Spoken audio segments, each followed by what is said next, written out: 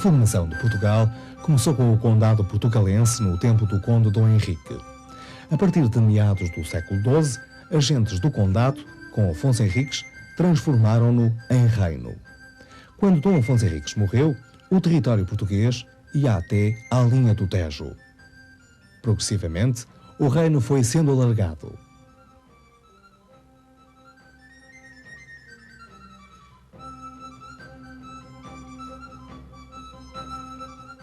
A conquista do território terminou em 1249, no tempo de Dom Afonso III.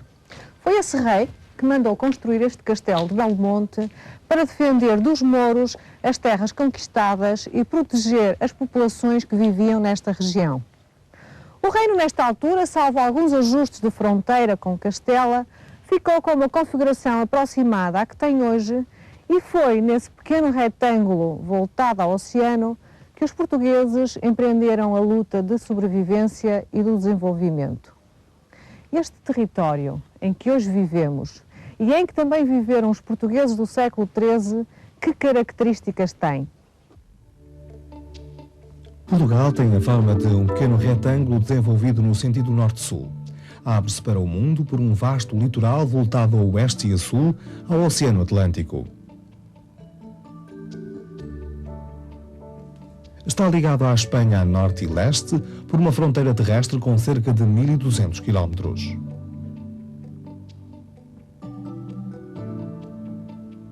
O relevo do território português tem o mesmo aspecto maciço da Península Ibérica, com um predomínio de planaltos, muitos sistemas montanhosos comuns, os mesmos grandes rios e costas pouco recordadas.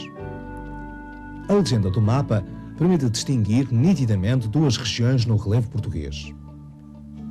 A do norte, que vai sensivelmente até ao rio Tejo e que é uma área de altitudes elevadas, chegando a alguns cimos a atingir mais de 1000 metros, onde predominam os planaltos extensos, elevados, rodeados por serras e cortados por vales estreitos e profundos.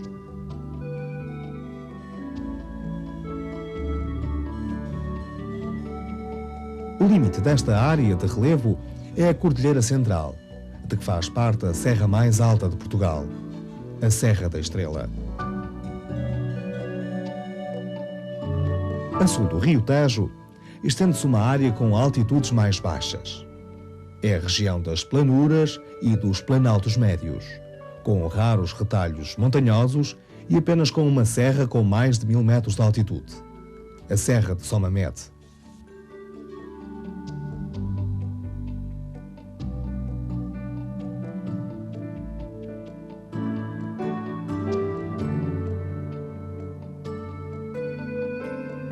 As verdadeiras planícies, formadas por acumulação de materiais transportados pelos rios e pelo mar, encontram-se na faixa litoral ou na parte terminal de alguns rios, como o Voga, o Tejo e o Sado.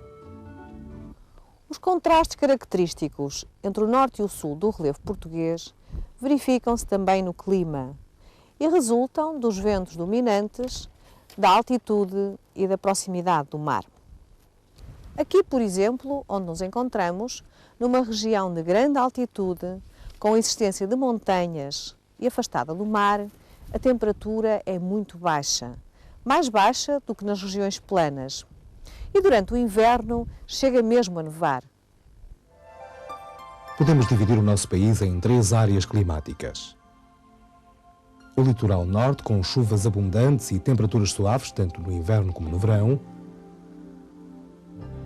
O interior norte, com invernos rigorosos e verões quentes e secos. E o sul, com invernos suaves e verões com temperaturas muito elevadas. Ao contrário do que acontece com o relevo e com o clima, a parte terminal dos rios e a orla marítima tinham, no século XIII, aspectos muito diferentes do que têm hoje. Muitos dos nossos rios eram navegáveis em áreas onde hoje não são e eram uma importante via de comunicação para pessoas e produtos.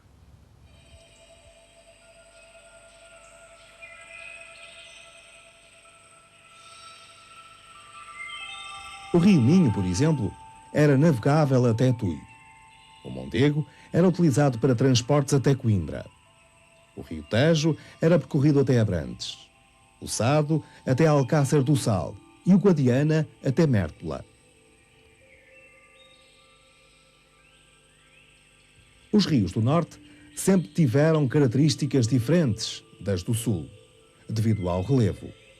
Enquanto que os do Norte correm em vales profundos e apertados, entre vertentes montanhosas, como o Douro até à Foz e o Mondego, em grande parte do seu percurso, os rios do Sul correm em áreas planas e os seus vales são, na generalidade, abertos, com vertentes baixas, alargando à medida que se aproximam da Foz, como o Tejo e o Sado.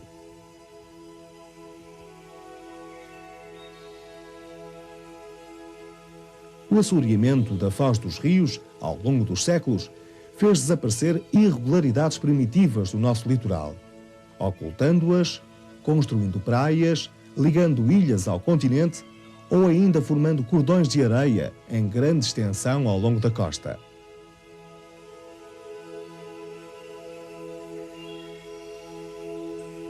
A costa portuguesa, hoje longa e quase retilínea, era no século XIII mais recortada, com portos de abrigo, o que permitia seguir com alguma facilidade do Minho ao Algarve, fazendo com que o mar tivesse exercido desde cedo uma grande atração para as populações.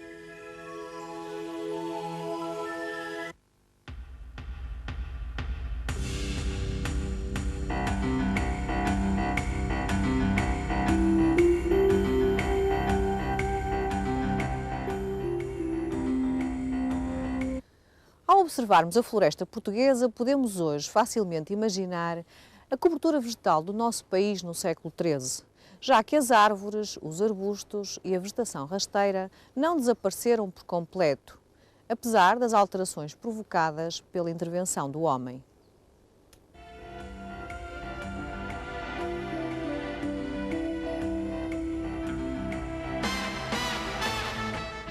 No século XIII, a norte do rio Mondego, predominavam as árvores de folha caduca, como o carvalho e o castanheiro, enquanto que no sul do país existiam florestas mediterrânicas, de folha persistente, como o sobreiro e a azinheira. Esta vegetação não desapareceu completamente e introduziram-se novas espécies, como o pinheiro bravo ou marítimo, enquanto nos areais mais secos do sul se propagava a florestação com pinheiros mansos.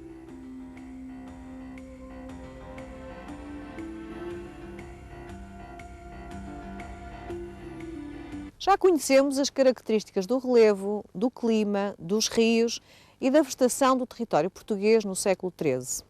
E embora essas características nos pareçam à primeira vista favoráveis à ocupação humana, a realidade era um pouco diferente.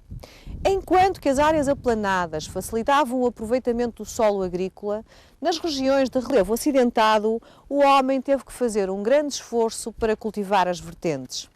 E se pensarmos que as técnicas que os homens conheciam nessa época eram bem menos avançadas do que são hoje, facilmente se entende que a agricultura era, naquele tempo, uma atividade muito dependente das condições naturais. E a bons anos agrícolas sucediam-se muitas vezes anos de crise. Apesar disso, esta era uma atividade que ocupava grande parte da população portuguesa no século XIII e desenvolveu-se à custa de inúmeros e variados esforços despendidos pelo homem medieval.